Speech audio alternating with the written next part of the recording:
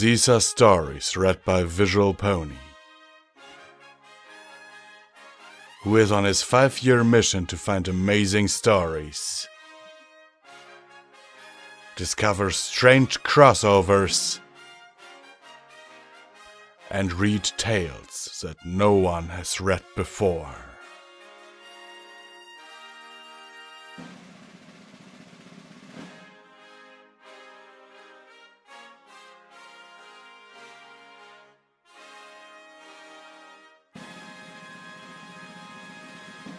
Project Sunflower, Chapter 26. Travels.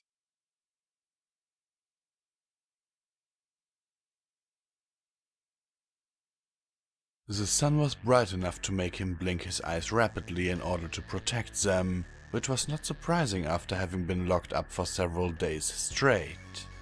He breathed in the scent of the outdoor air, an intoxicating mix of the natural grasses and trees nearby, and the unnatural smell of the black tar the humans used to pave the area.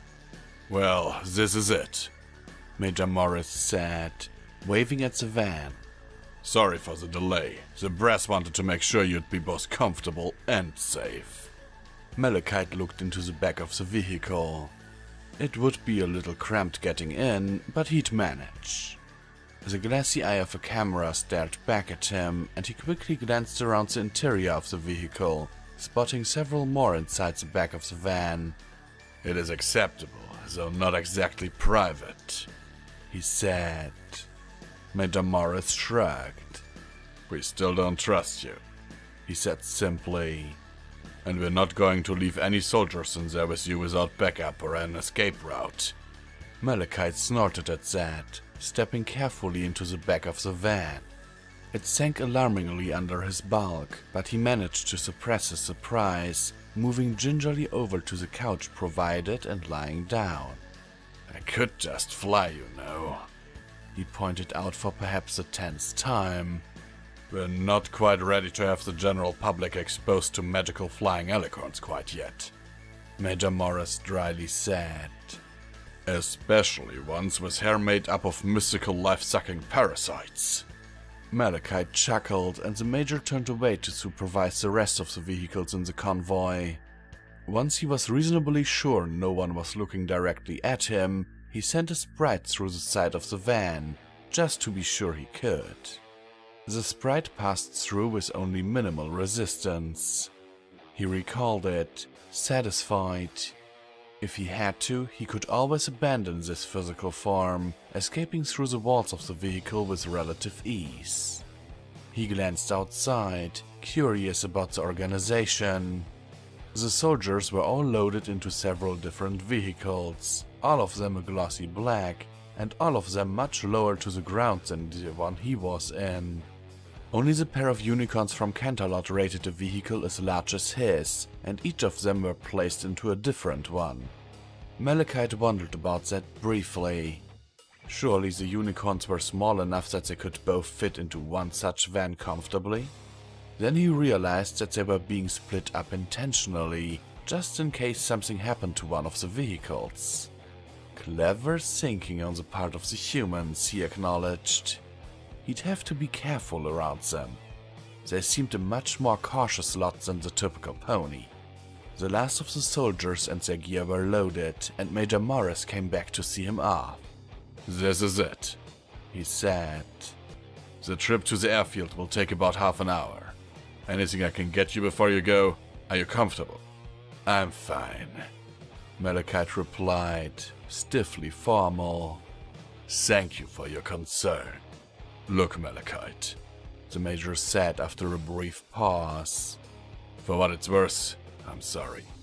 I beg your pardon for the suspicion. We have to be careful. You're a completely unknown quantity, and the princesses are concerned about you. Plus, being able to possess people, pretty damn scary, I admit." "I understand," Malachite said, slightly less stiff. "And thank you for trying, I mean. If you can save Earth, you'll be a hero to us forever." "I will certainly do my best," Malachite said with a smile he was surprised to find was more or less genuine. The Major smiled back, then shut the door with a solid clunk sound. Shortly after that, the van made a rumbling noise, jerking slightly as it started moving. Malachite's smile slowly faded to a frown.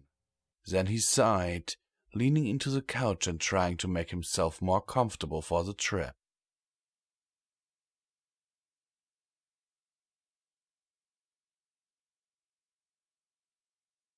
The newly dubbed TV room now contained a large red sofa, a chaise lounge, a beanbag that Rainbow Dash had more or less claimed as her own, and a couple of big, fluffy chairs, all situated in front of the screen.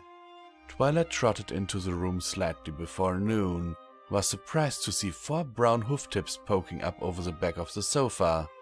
She trotted around to see Erin, lying on her back and kicking her back legs lazily back and forth. She was watching the TV from the awkward position of having her head dangling upside down off of the sofa. Isn't that uncomfortable?" Twilight asked her, and Erin's legs stiffened slightly in surprise. "Oh, Twilight, hi. Yeah, a little." "Well, why are you doing it then?" "I don't know," Erin said, starting to sit up. "I guess I was just bored." Twilight said, moving to sit down next to her friend. Erin scooted her backside over a bit to make room for the unicorn to curl up on the couch. "So, what are you watching?" "Just the news," Erin replied. "Before I came to Equestria, it was all about the Black Tide. Now it's all about ponies, Equestria, and Project Harmonix." Twilight detected an odd note in Erin's voice and turned to look at her. "Erin, is everything okay?" "Well, yeah, I guess I don't know what to do now. It feels like my mission is over. I can't do anything more to help, and I can't turn back into a human thanks to Malachite's little tantrum. I'm kind of in limbo here." Erin sighed, tucking her hoofs underneath her body. Twilight didn't say anything, recognizing that Erin just needed someone to listen to her talk for a while. "At first, it was all exciting," Erin continued. "I was exploring a new world, meeting a whole new non-human civilization. I was the first human to do that. And then, suddenly it's done. Humans made official contact. The princesses agreed that humans could stay here, and there's really nothing left for me to do." Erin frowned and flicked at the cushion seam with a hoof. "I didn't even really do all that much," she continued. "This was my mission, and it's like it almost happened without me. Or in spite of me, even. The human embassy hasn't been shy about letting me know how lucky I am that I didn't mess things up a whole lot worse than I did." "That's nonsense," Twilight said in a stern voice. Erin blinked at her in surprise. "First of all," Twilight continued, "by meeting you and getting to know you, we've learned that humans aren't all that different than us. At least, not where it counts. Your honesty and compassion has helped us to realize that we could live alongside you. Not to mention that the princesses both think very highly of you. Telling them everything was exactly the right move to make. They don't like being deceived or lied to. Or at least Celestia doesn't, and I assume Luna doesn't either. That's what Maggie has been telling me," Erin said with a ghost of a smile. "And, well, I've never had closer friends than you guys, which seems weird when I think about it. There are girls back home that I used to hang out with all the time. Then I got this internship at Project Harmonix, and I could barely find the time to talk to them. After a couple of months, it was just like, oh well, and then I got on with my life. But I can't imagine never seeing you guys again, or Meadowlark, or Little Marigold. It would break my heart." "Well, the magic of friendship is actually a real thing here," Twilight pointed out, smiling. "I never knew how strong it could be either, not until I met the rest of the girls." Erin said, her gaze turned back towards the television, but Twilight got the feeling that she was looking through it rather than at it. She turned to watch the television herself, finally starting to pay attention to what the humans on the screen were saying. The net exploded with activity last night when it was announced that several ponies would be traveling to Earth for various speaking engagements. Amongst these are several high-ranking members of the equestrian nobility, including Prince Blueblood, reportedly a nephew of the princess themselves. Twilight snorted as a picture of the admittingly handsome but overly fussy prince was shown on the screen. You know him? Only by reputation. Ask Rarity about him, she'll give you an earful. Sounds like a fun story, Aaron said, grinning. You have no idea. Aaron's tablet, resting on a low table beside her, made a little ding noise. Twilight glanced over curiously as Aaron picked up the tablet with her hoofs and started tapping at it with a special stylus that was attached to a strap that wrapped around the top of her hoof. Where did you get that? She asked, nodding at the hoof band. I had one of the engineers at Harmonix whip it up for me, Aaron said, smiling. It's got a little flip-down pen and a stylus for my tablet, and it can even hold a fork for when I want to eat. That's kind of neat. Thanks, Aaron said, distractedly. I just got an urgent email from Maggie. That made Twilight even more curious. Email was fascinating to her, a technological messaging system far in advance of anything in Equestria, short of Dragonfire messaging. Aaron had been obviously amused by her excitement, since email had been around for longer than she'd been alive. Oh, what's it about? Don't know yet, Aaron said, tapping again. The subject just says, read this now in all caps. Then the color drained out of Aaron's face as her eyes widened. Oh my god, she said in a strangled voice. What? Twilight asked, dread settling in her stomach. Something terrible must have happened. What is it? My mom and dad are here, she replied, the panic clear in her eyes.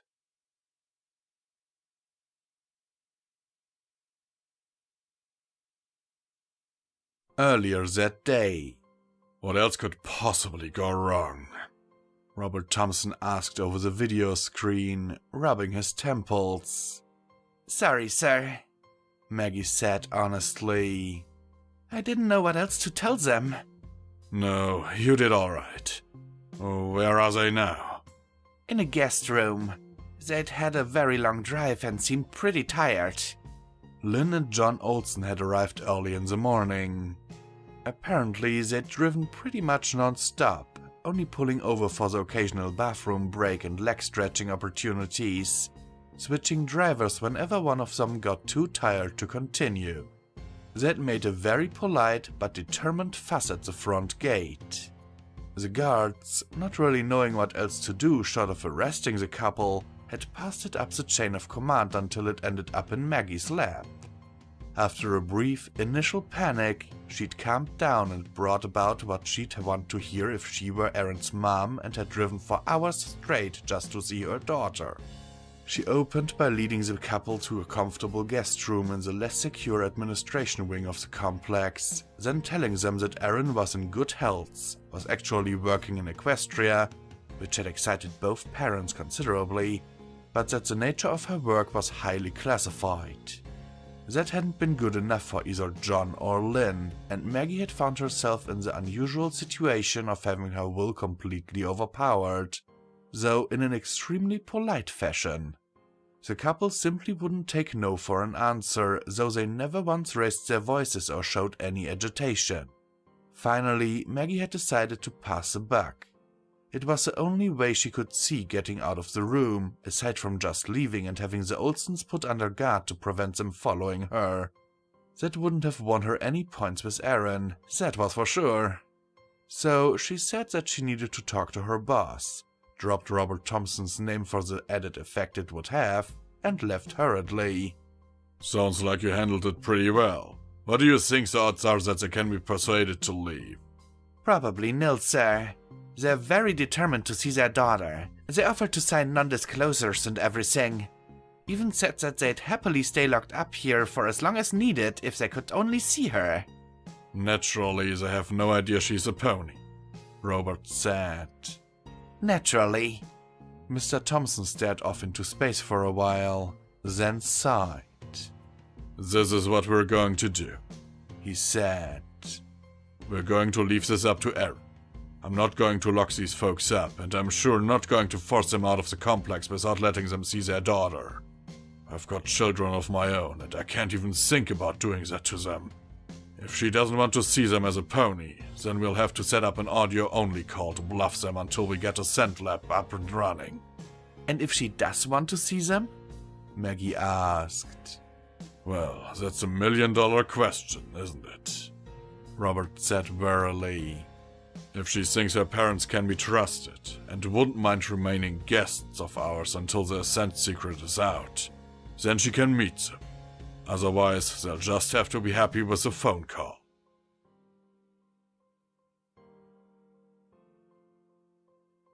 "Oh man, oh jeez, what am I going to do?" Aaron said, pacing rapidly. "What do you want to do?" Twilight asked her, confused as to why this was such a big deal. "I don't know," Aaron wailed. "I never planned for this, and now they're at the harmonics compound and they're refusing to leave until they see me." "Well, Maggie said you could probably just do a phone call, was it?" "My mom would never accept that," Aaron said, waving a hoof dismissively. "She'd probably try to break through the security on the gate and try to track me down." "Well, why not just go talk to them?" Twilight asked. Aaron stopped and stared at her as if she'd grown a second head. "Are you kidding?" she asked, aghast. "They can't see me like this. Why not, Sunflower?" Pinky asked, popping up from behind a couch. "I think you look nice. Mine could use a brushing though." The two of them just stared at the pink pony for a while, completely surprised by her sudden presence. "You want to talk, Pinky?" Twilight pointed out finally. Pinky stuck out her tongue at her.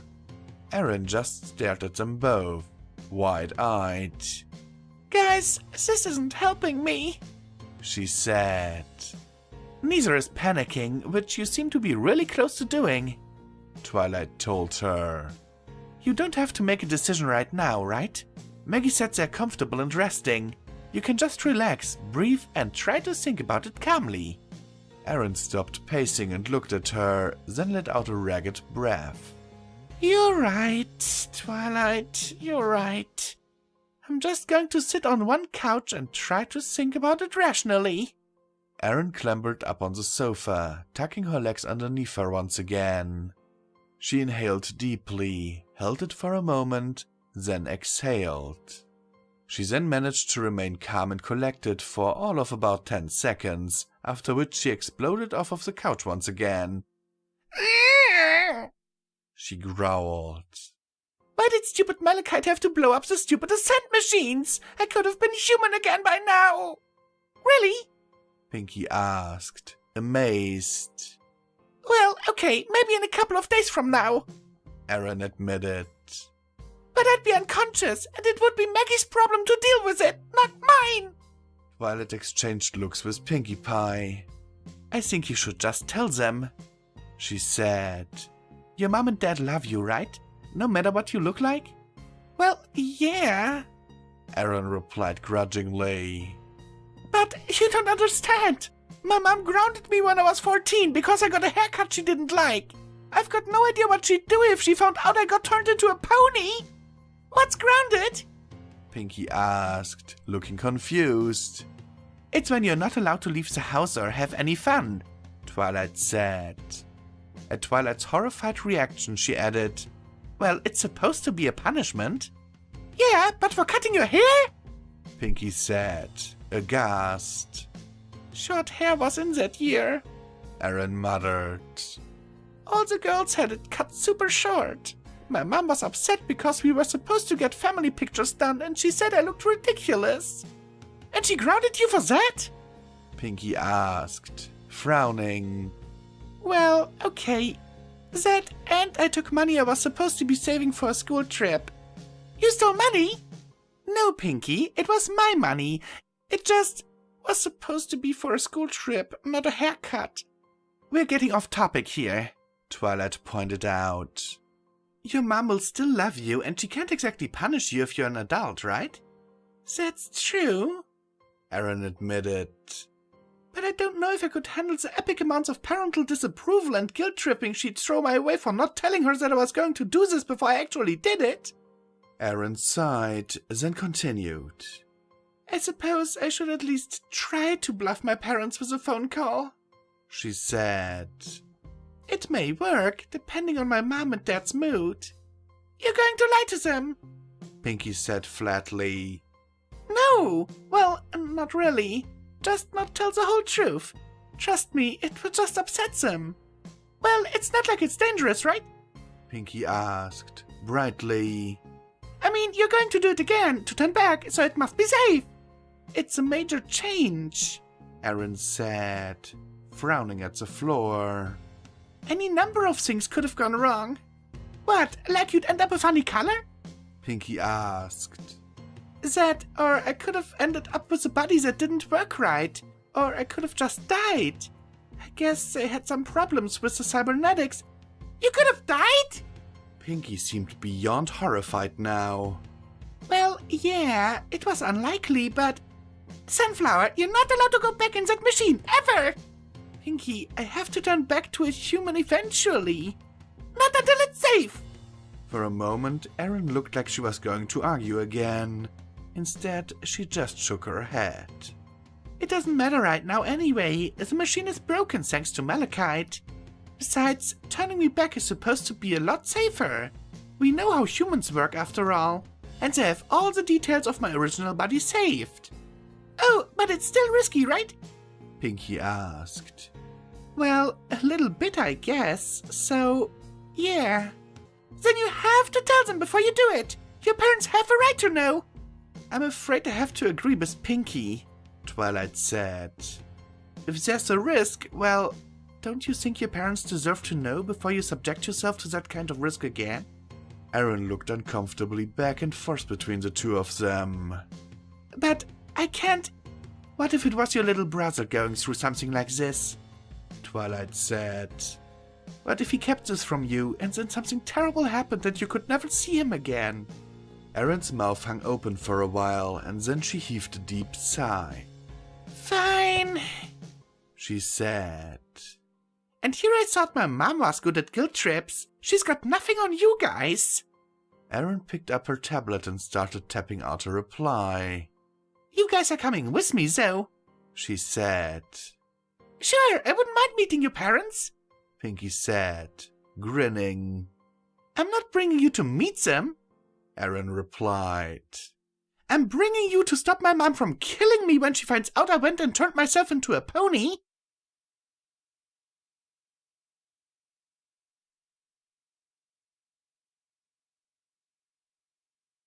Maggie glanced back over her shoulder towards Aaron and her friends before knocking, and Aaron gave her a grim nod.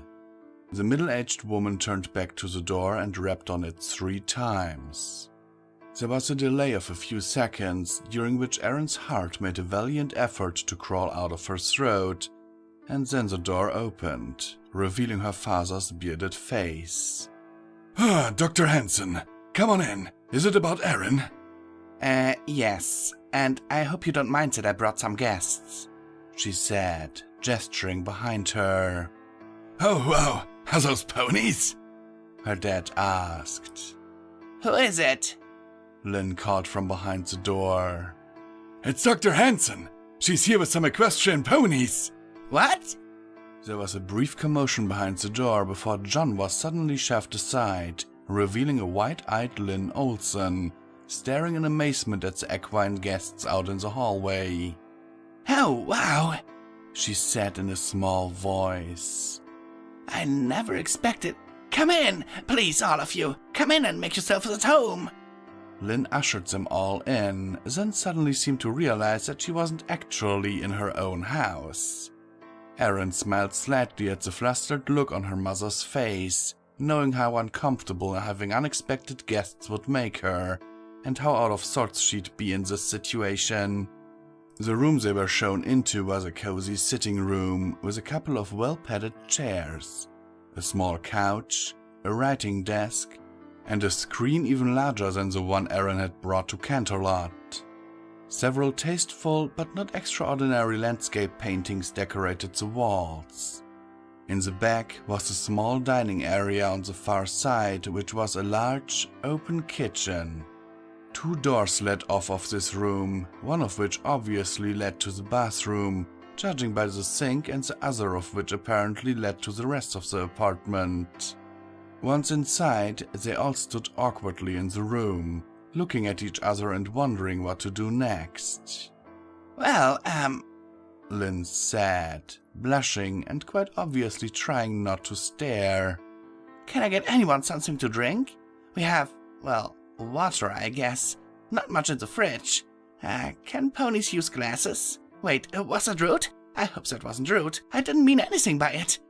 It's okay, Twilight said, as Pinkie tried to stifle her giggles.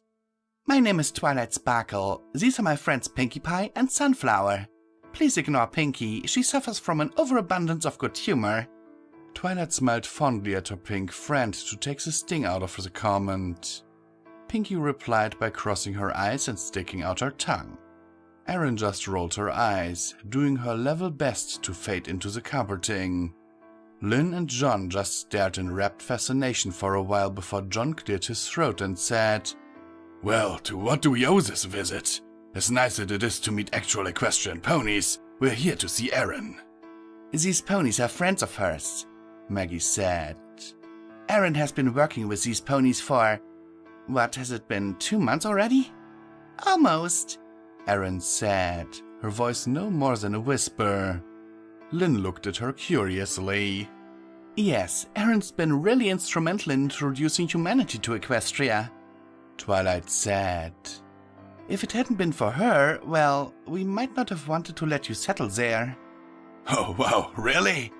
John said, beaming hugely. Lynn clutched at her husband's arm, grinning up at him. Our daughter is going to be famous! She had obviously intended to whisper, but her excitement had made the statement loud enough to carry through the room. John grinned at her briefly before turning back to Maggie. Well, that still doesn't explain why we can't see her, John said. And why it's been more than 3 months since we've had any contact with her. It's complicated, Maggie said. Why don't the 2 of you sit down? I'll try to explain things. The married couple glanced at each other, small frowns appearing on their faces. They sat down on the large sofa, Lynn holding one of John's arms while her husband wrapped his other arm across her shoulders. Maggie took a deep breath as she lowered herself into a chair opposite the couch and said, First, I have to tell you that everything I'm about to tell you is strictly classified. If I tell you this, you'll be restricted to this compound until this information has been declassified, which could be more than a month. We'll also have to move you to the less comfortable scientific wing, since some of the staff on this side of the compound aren't privy to what I'm about to tell you. Take a moment to think it over and let me know if that's acceptable. No need, John said. We've already discussed this. Whatever we need to do to see our daughter, we'll do it. Especially after all this secrecy stuff. We can't just let it go now. Understood, Maggie said. Well, first I have to tell you about Project Ascent. And folks, this is the big secret that I was telling you about. Maggie started explaining in a somewhat roundabout way. Erin didn't envy her. They'd discussed various approaches before they'd come here, and, in Erin's mind, this was the easiest way to break it to her folks gently. Still, Maggie was dragging herself right in the middle of what was soon to be some serious family drama, and she could tell Maggie knew it. Not only was it obvious from the way the older woman stumbled over the occasional word, but also by how she fiddled with her sleeve of her sweater and had difficulty making eye contact with her increasingly worried parents. Maggie started by describing the first time the window to Equestria had been opened and the excitement it had caused. They had sent probes in by the dozens whenever they could get a window open, and data started pouring in. It seemed very Earth-like, more than close enough to humanity's own world to support life. But then there was the discovery that this world was inhabited by an intelligent race of ponies. Discussions were held, and the decision was made to send in scouts to interact with the locals, gather information on whether or not the ponies would be friendly or not, and if they would be accommodating to the billions of humans that had to migrate over if another world couldn't be found. And Aaron volunteered? Lynn asked, eyes wide with concern. Maggie hesitated before answering. I'm getting to that, she said. There's a lot more to explain. She continued by explaining how the committee, who ran the project, had decided to ask for volunteers from the Harmonics teams, to keep the operation as private as possible. But then the discussion turned to how the contact would be handled, and that's when an idea was hatched. Maggie then started explaining in layman's terms how Ascent worked, how the tiny little nanomachines could rearrange any object on a molecular or cellular level, and which had been developed in an unsuccessful bid to try and counteract the tide on its own terms. As Maggie explained how the committee had made the decision that initial contact should be covert in order to avoid scaring the ponies or provoking hostilities, Erin watched as her mother's eyes widened in sudden realization. Lynn grasped her husband's arm in a vice-like grip, and John turned to her, confused but concerned. Her mother's eyes sought her out, staring directly at her, her voice squeaking ineffectively as she tried to convey what she suddenly knew to her husband. Erin smiled nervously and nodded. Hi, Mom, she said. Her mother promptly fainted.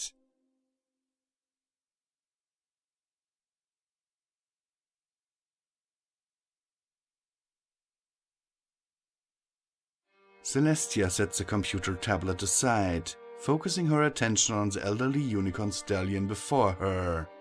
You're certain there's nothing I can do to change your mind? I'm sorry, Princess, but I've made up my mind, Heartsbloom replied. I've already set my affairs in order. Whomever you appoint to my place will find things neat and orderly. I've left copious notes regarding the duties of my office. The transition should go smoothly. Your family has served the court excellently for generations, Heartsbloom. You yourself have provided excellent advice and leadership for well over half a century. But when you most needed to heed my advice, Princess, you disregarded it instead, Heartsbloom replied. These humans will cause untold damage to our way of life. I see you have one of their infernal devices yourself. The infection will spread, I assure you, carried by their toys and gadgets to all corners of Equestria. I'm moving my family to Starfall Isle. Many nobles are moving there, I've noticed, Celestia said, sighing wistfully. It's where we can keep ourselves free of the taint of these creatures and the damage they will cause to our society. We'll keep ourselves pure. We'll maintain our traditions. Traditions. It took some willpower for Celestia to avoid shaking her head ruefully. She'd been around since before many of those traditions had existed. Most of them didn't seem all that old to her, or that valuable. Still, it was their decision to make. I believe you've misjudged them, my dear friend, Celestia said. Nevertheless, I will respect your decision, and I wish you well. I dearly hope you're right, Princess, he replied. But I'm afraid that it's you who has misjudged them. I've read some of the materials provided. Enough to know that the worst monsters in human history have one thing in common. They're all human. That is true, Celestia replied. But so are their greatest heroes. Humans who gave their lives to bring those monsters down, to make their world a better place for their children. Those who gave generously to those who had too little. Those who care for the sick or the injured or the dispossessed and ask nothing in return. And, my dear Heartsbloom, those humans outnumber the monsters by a significant number. Herzbloom simply looked at her, an inscrutable expression on his face. Finally, he sighed and shook his head. I hope you're right, Princess. I really do. However, if you're wrong about them, then you can count on the ponies of Starfall Isle to keep the old ways. We'll keep the core of ponydom safe for future generations. He turned to go, stopping at the door to say over his shoulder, Fare you well, Princess. And you as well, Herzbloom. I sincerely hope you're right to let me know how every pony is settling in. The old stallion hesitated, looking surprised. Then he smiled. I'll be sure to do that, Princess.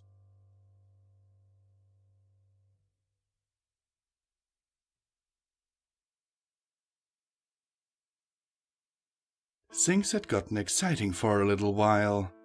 There was some confused yelling, most of it from her father, and also a fair amount of denial from both John and Lynn when she woke up again. The despair and panic in her parents' faces was almost heartbreaking for Erin to see. Not for the first time, she considered that it would have been kinder to just keep them in the dark until she had a chance to turn back. Or maybe have Maggie explain things and then let it sink in before she showed up. Now they had no choice but to face her, as a pony. But why? Her father asked, seeming to accept it finally. Because I had to, and no pony else volunteered. Why did you have to? Her mother asked. Why did... a pony? I can be turned back. Erin pointed out for the third time. This isn't permanent. Oh, sure. Lynn said, laughing a little shrilly. And here I was worried you'd come home with a tattoo or something, not hooves. Mom, you have 3 tattoos yourself. Erin pointed out. That's not the point. Her mother shot back in a near shriek. I still don't get why. John said. He'd gotten up off the couch and was now pacing, glancing over towards his daughter occasionally and flinching slightly whenever he did so. We were going to go to Equestria one way or another, Erin said. You should have seen the initial videos, Dad. All these happy ponies, playing and talking. If we had just opened a gateway and started pouring through, we would have completely destroyed their society. I couldn't allow that. I had to find a way, if possible, to make the transition easy, to minimize the damage.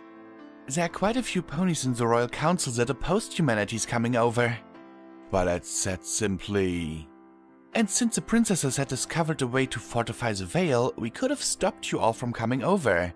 Celestia and Luna having met Erin is a big part of why you're being treated as potential friends, rather than invaders from another world. You've met the princess? Lynn asked as John stopped pacing to stare at her. Yes, Erin said. They're amazing, really. What did you get for your 12th birthday? John asked suddenly. What? Erin blinked, confused. I want to make sure it's really you and not some weird trick.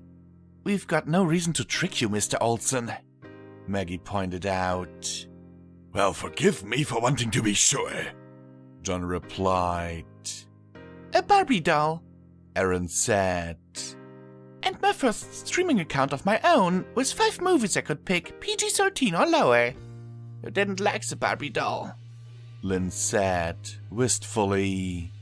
Her voice sounded almost like she couldn't believe she wasn't dreaming. I was getting kind of old for them, Erin pointed out. And dressing up plastic women with impossible proportions never appealed much to me, even when I was younger. I know, I was just hoping that we could get you out of that tomboy phase you were in. Grandma got me a BMX bike, Erin said, grinning. You were so mad. 'Cause you broke your arm almost instantly trying to jump over a ditch, Lynn replied, shakily. And then Billy Johnson stole it. Hey, what? John said, seeming lost. He told me I had to kiss him to get it back, Aaron said. I think that's why he took it in the first place. That little punk. John said, slightly glassy-eyed. Aaron figured he was probably running on fatherly outrage autopilot. You never told me that. Lynn said, patting her husband's arm in a placating fashion. You just said you went over to get it back from him. Well, that's what I did. Got it back, I mean. I didn't kiss him, he was gross. I did kick him in the shin and popped him in the eye before I grabbed my bike back, so... See? Lynn said, laughing shakily. Too much of a tomboy. You should have just told us about it and we could have handled it without you punching anyone. God, it is her. John said, sitting down heavily next to his wife. He slumped forward with his head in his hands while Lynn wrapped an arm around his shoulders. Yes, Dad, it's really me. And they can change you back? He asked, weakly, and Aaron was dismayed to hear her father's voice breaking. Yes! She said hurriedly. Yes, Dad, I promise. They can change me back just as soon as they fix the lab. What happened to the lab? Lynn asked.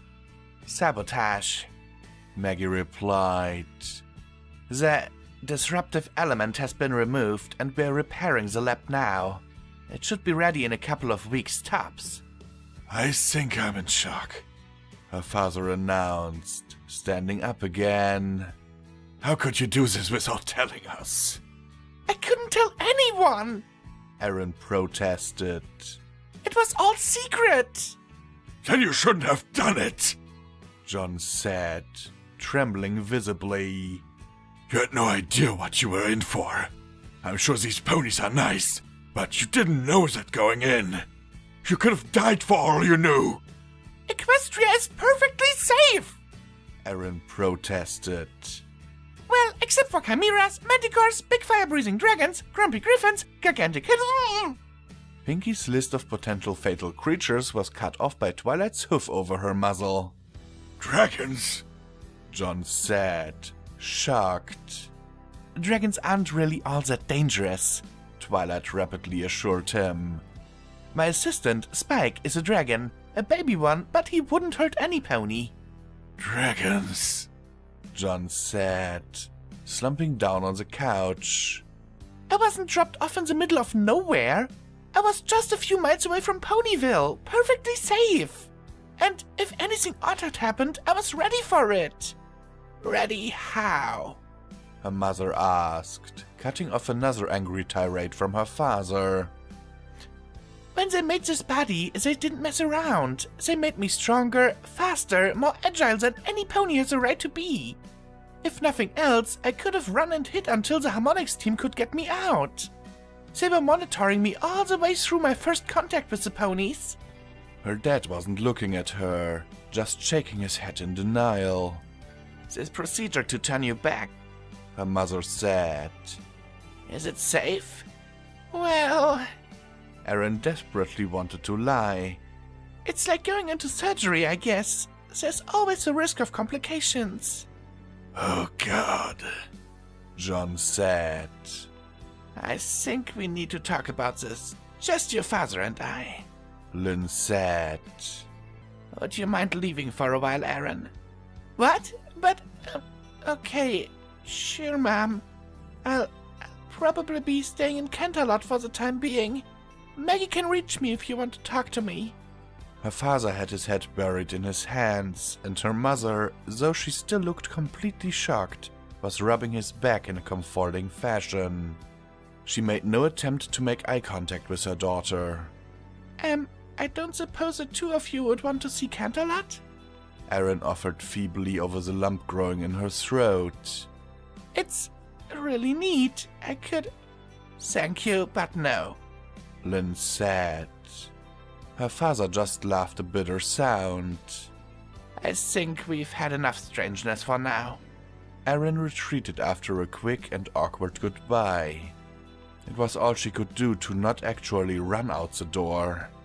Twilight, Maggie, and Pinky all joined her, and they all collected their respective composures while standing in the hallway. That went well. Pinky said after a minute. Erin looked at her suspiciously, wondering if her friend was joking or not. It definitely could have gone better, Pinky. I suppose, she said. But it could have gone worse too. It's not like they said they'd never want to talk to you again, just that they wanted time to think things over. Erin considered that as they walked down the hallway back towards the gate to Canterlot.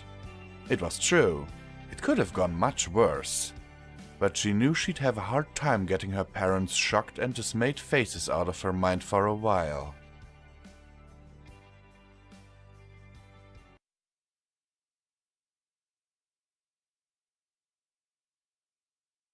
Malachite glanced idly out of the window as the clouds rushed by, his own wings twitching in response to the visual stimuli.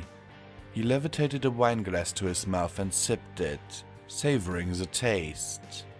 Say what you will about humans, they certainly knew their wines. Flying had been a rare treat. These machines the humans had made were simply magnificent. They were flying far faster than most Pegasi were capable of, and certainly for much longer and in greater comfort. Being able to recline and eat whilst traveling was an incredible luxury. Granted, they would have to land several times along the way, but that was hardly a burden. More, it was a chance for him to step outside and stretch his legs and wings, and see more of this world along the way. Their first landing was somewhere called Alaska, where they would refuel and check the aircraft before crossing the ocean to some place called China. The humans he had dealt with so far had arranged from wary to polite to downright suspicious. 2 human guards and 1 unicorn eyed him suspiciously from the back of the airplane, while he feigned not to notice them. The rest of the guards were taking a second plane, possibly to prevent him from being able to take out all of his keepers all at once. He couldn't say he blamed them for being nervous, as he now stood quite a bit taller than the average human, with far more bulk. And that didn't even take into account his ability to perform magic and his control of the face swarm. Still, it did get grating, dealing with their petty suspicions. Malachite amused himself, quite briefly, with the thought of attempting to interface with the control system of the airplane, but finally opted not to. He didn't quite fancy sending the whole thing spinning down to a fiery crash. Doing so would require him to build an entirely new body. Grinning, he turned back to his guards, noting the sudden wariness sparking in their demeanor. "You should try the wine," he told them. "It's quite nice, and you never know when you'll find you've run out of chances to have more." Laughing at the ensuing display of discomfort, Malachite took another sip out of his glass and looked back out at the clouds. Perhaps he could have some fun on this trip after all.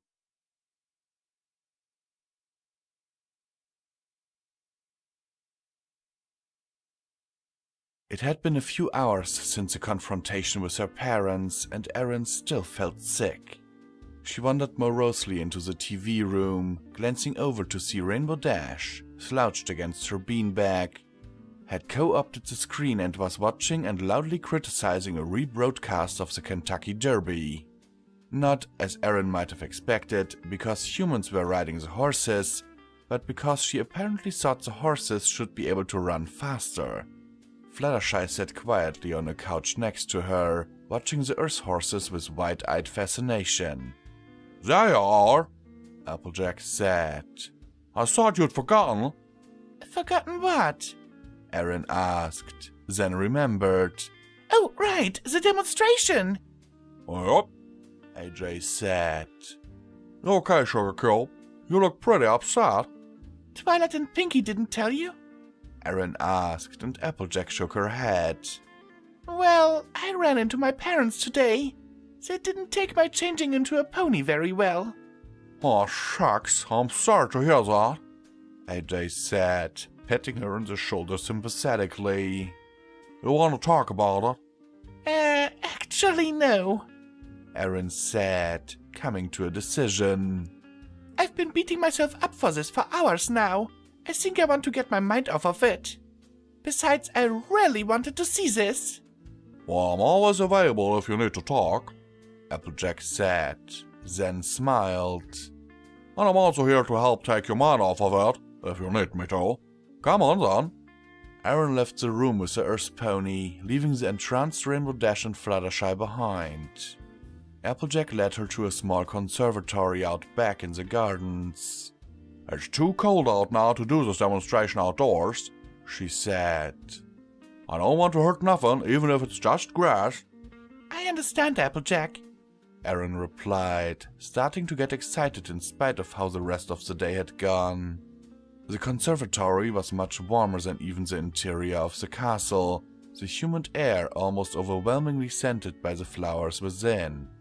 The elegantly arranged gardens were a riot of colors, all carefully arranged and beautifully kept. Aaron felt a smile grow, unbidden, on her face and actually started to feel happy for the first time since she'd gotten Maggie's email earlier that day. Now what I'm gonna show you ain't gonna be all that impressive, Applejack said, stepping up to a flower bed and turning to face her. Especially compared to what Twilight Sparkle and Rainbow Dash can do. Part of that is what I'm working with, and the rest is because, well, it's not right to rush some things. I understand, Aaron said eagerly. Alrighty, watch close now. With that, Applejack gently pushed an orange hoof into the soft soil of the flower bed, only a fraction of an inch and no more. For a moment, nothing happened.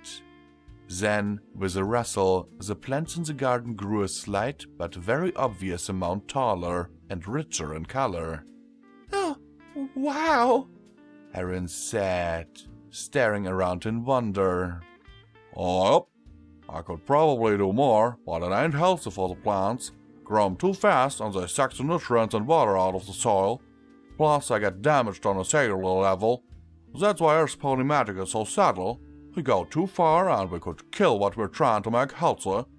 Applejack said, how can you say that's not impressive? Aaron asked, wide-eyed. That was amazing! Oh, shucks, you don't gotta say that, she replied, blushing. Those of us with a knack for farming don't usually just make stuff grow, though. It's almost always better to let stuff grow on its own.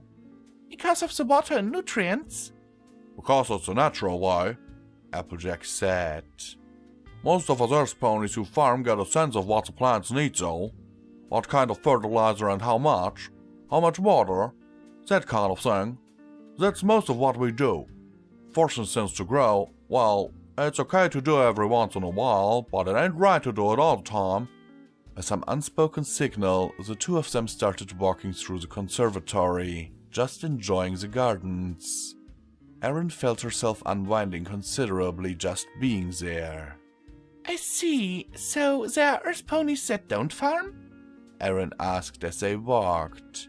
Oh, tons, Applejack replied, chuckling.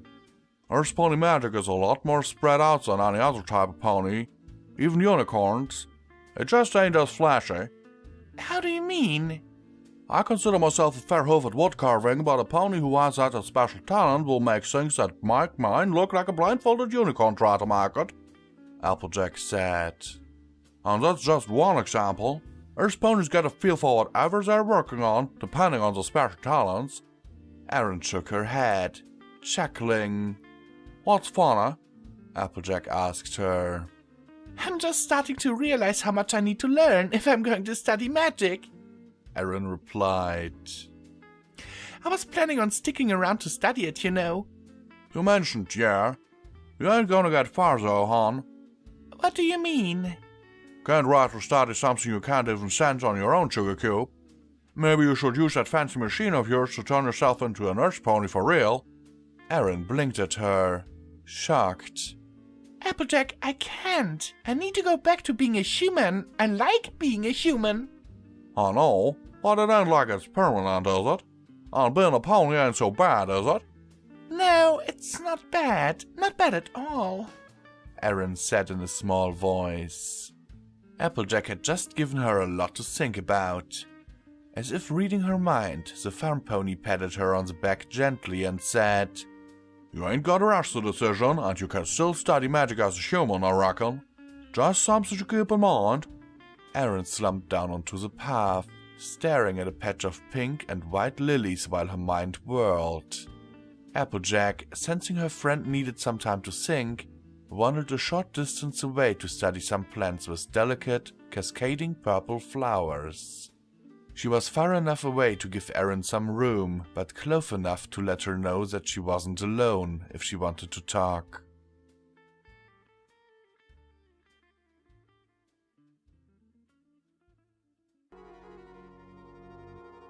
The air was brisk and surprisingly cold after the warmth of the aircraft.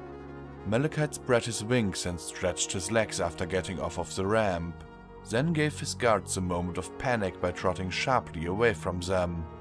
It amused him how they all scrambled after him, the humans shouting for him to stop and the unicorns charging up a spell, no doubt in case he tried to fly off or suddenly possess everyone in sight. Even more amusing was the sudden commotion as he suddenly stopped. "Is that it?" he asked, pointing with a wing. "What, sir?" one of the humans asked, obviously confused. "The sea we'll be crossing." "Yes, sir, the Bering Sea," the human said. "And after that, China?" "Yes, sir." "Will you all be accompanying me?" he asked, staring out over the rough waters. "Yes, sir, until we can turn you over to the Chinese forces." "Turn me over," he repeated, snorting. "You make me sound like a criminal." The human opened his mouth to say something, then closed it again, apparently reconsidering. Probably a wise choice. Malachite had watched out of the window as they'd flown. His admittingly brief exposure to humanity had convinced him that most of the land would be covered in sprawling cities and roads, only occasionally broken up by wilderness. It turns out that, at least in this area, that impression was wholly incorrect. The private airfield they'd landed in was surrounded by a forest of evergreen pines, the distinctive scent of them perfuming the air around him. Contrasting that was the smell of the fuel being pumped into the aircraft, and the smell of metal and oils from surrounding machinery. There was something oddly nostalgic about the combination of the two, but it wasn't something he could put his hoof on. With a shake of his head, he let the feeling fade, staring instead across a tumultuous sea. Somewhere across that water was his opponent, his opportunity. The black tide was waiting for him, and he was eager to meet it.